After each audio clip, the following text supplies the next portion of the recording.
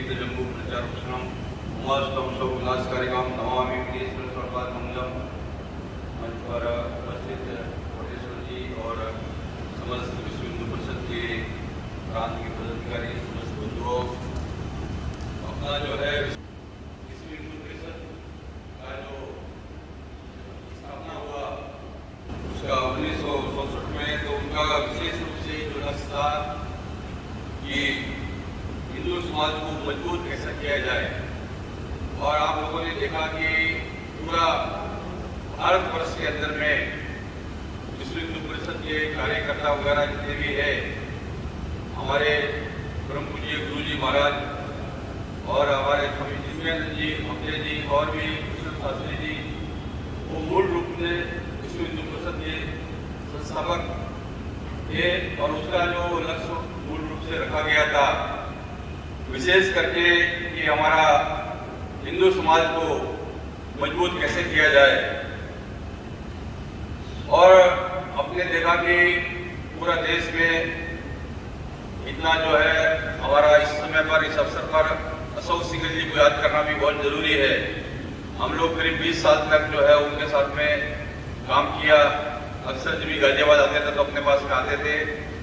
उन्होंने उसके अंदर में विशेष रूप से राम जन्मभूमि का संकल्प लिया और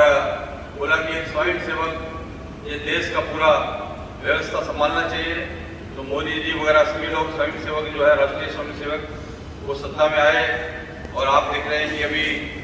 हमारा जो है राम जन्मभूमि का एक सपना जो है साकार हो चुका है, एक तरह से पूरा साकार हो गया है। और उसमें विशेष रूप से जो पूरा हिंदू समाज को उन्होंने पूरा संगठित करके, विशेष करके अब आप देखते हैं कि आज हमारा जो है देश का राष्ट्रपति है। मैं समझता हूँ कि स्वयं सेवक संघ, विश्व हिंदू परिषद, वो जितना वनवासी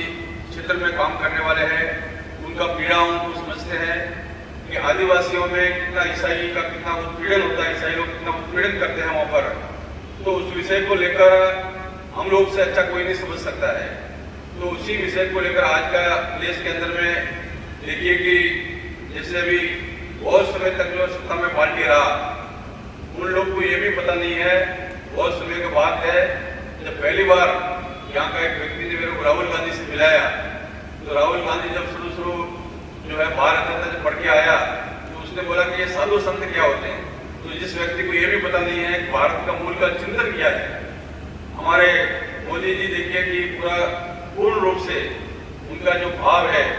वो क्या है कि स्वयं में वो साधु संतों के बीच में नहीं, वो साधु संत ही है, उसके बीच में रहे तो सारी जो भारत का मूल का चिंतन है भारत का, वो उसको पूर्ण रूप से वो समझते हैं। और पूर्ण रूप से उनका जो है उनके मन में हमेशा से हिंदू का समाज के अंदर में, आज पूरा देश के अंदर में जितने भी तीर्थ स्थान है, जितने भी मंदिर है, वो उनका जो है भव्य दिव्य रूप से उनका विकास हो रहा है। साथ साथ में भारत का जो सभी था पूरा विश्व के अंदर में, उसको भी वो एक ऐसा रूप में प्रस्तुत हुआ है जिससे कि हमारा एक तरह से संपूर्ण रूप से हमारा एक स्वाभिमान पूरा विश्व में बढ़ा है। तो हिंदू का एक मजबूती हुआ कि विश्व हिंदू परिषद का जो अपना मूल उद्देश्य था, 3 लक्ष्य रखा गया था कि पहला है कि हिंदू समाज को मजबूत करना, दूसरा हिंदू जीवन दर्शन और अध्यात्म की और संवर्धन करना, उसके बाद में तीसरा जो है वो विदेश में जो रहने वाले भारतीय मूल के लोग हैं, जो प्रवास भारतीय है, उसमें से विशेष रूप से उनको कैसा जोड़ना, उनको सबको जोड़कर एक मंच पर लाना। आप देखा कि हमारे बहुत से प्रांतों में, बहुत से जगहों पर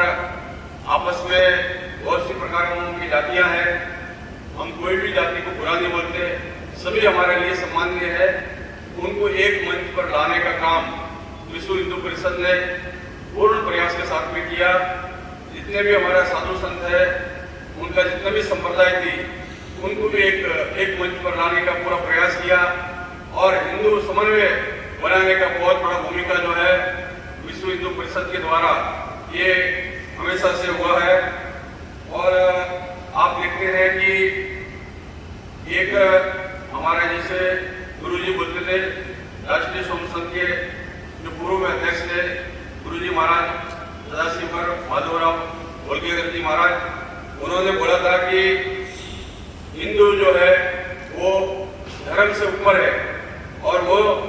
एक तरह से एक पद्धति है। भारत का प्रत्येक व्यक्ति जो भारत में निवास करता है वो हिंदू है। आप देखेंगे कि जब राजस्थान में जाए, आप बाड़मेर, जैसलमेर उस एरिया में जाए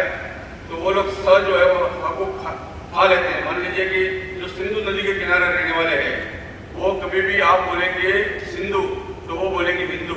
वो सड़क को बोलेंगे हड़क, साबुन को बोलेंगे हाबुन, तो वो सबको खा जाते हैं। तो ऐसे बहुत सी जगह जो ऐसे शब्द होते हैं, तो इसीलिए कि भाई जो सिंधु सभ्यता सबसे प्राचीन है भारत का, उसके किनारे रहने वाले वो हिंदू हुए और समस्त भारतवर्ष में जो भी भारतीय निवास करते हैं भारतीय लोग, वो प्रत्येक व्यक्ति चाहे वो किसी भी संप्रदाय से, किसी भी मजहब से मतलब रखता हो, परंतु वो है हिंदू है और हिंदुस्तानी है, ये भाव उसके अंदर होना चाहिए। और निश्चित रूप से इतना वर्षों में विश्व हिंदू परिषद ने उसको पूर्ण रूप से विकसित करने के लिए उन लोगों के अंदर में जो पूर्ण रूप से विकसित भाव जो है, जो उनका उत्पन्न करना चाहिए उसका भाव, वो विश्व हिंदू परिषद ने पूर्ण प्रयास नहीं, उनका जितने भी संगठन है, चाहे वो एकलव्य विद्यालय हो, चाहे अपना जो है पाठशाला हो, चाहे संस्कृत विद्यालय हो, विशेष करके अभी भाई साहब बोल रहे थे कि भाई हमारे गाजियाबाद में कम से कम जो है हमारा दुधेश्वर वेद विद्यापीठ में 80 बच्चे 15 प्रांत के बच्चे पढ़ते हैं और वो अशोक सिंघल जी के प्रेरणा से हुआ। अशोक सिंघल जी ने हमको जब 2001 में बोला कि महाराज हम लोग मंच पर चिल्लाते हैं परंतु संस्कृत बचाने के लिए कुछ नहीं करते हैं, तब हमने जो है उनका प्रेरणा से विद्यालय शुरू किया। आज 80 बच्चे हैं और 15 प्रांत के बच्चे पढ़ते हैं और गाजियाबाद में भी 10 से 12 विद्यालय जो है यहाँ पर वैदिक विद्यालय है। तो पूर्ण रूप से संस्कृत को संवर्धन करने में और हमारा वेदाओं का विकास करने में निश्चित रूप से विश्व हिंदू परिषद का ये जो परिश्रम है, आप अभी वर्तमान में देखते हैं कि भारत को विश्व गुरु के स्थान पर स्थापित करने के लिए पूर्ण रूप से जो एक तरह से कार्य हो रहा है। तो इसके मूल में भी संस्थाओं की संघ है, विश्व हिंदू परिषद है और संपूर्ण जितने भी हमारे संघ के जितने भी संगठन है वो सभी लोग इसमें जो है पूर्ण रूप से लगे हुए हैं। निश्चित रूप से आज जितना भी आप लोग उपस्थित है, आप सभी बहुत बड़े गौरवशाली है, आप अपने आप में स्वाभिमानशाली है, क्योंकि आप जो है अपने राष्ट्र के उत्थान के लिए और राष्ट्र को सशक्त बनाने के लिए जो कार्य कर रहे हैं, तो आप सबको हृदय से अभिनंदन, वंदन, धन्यवाद।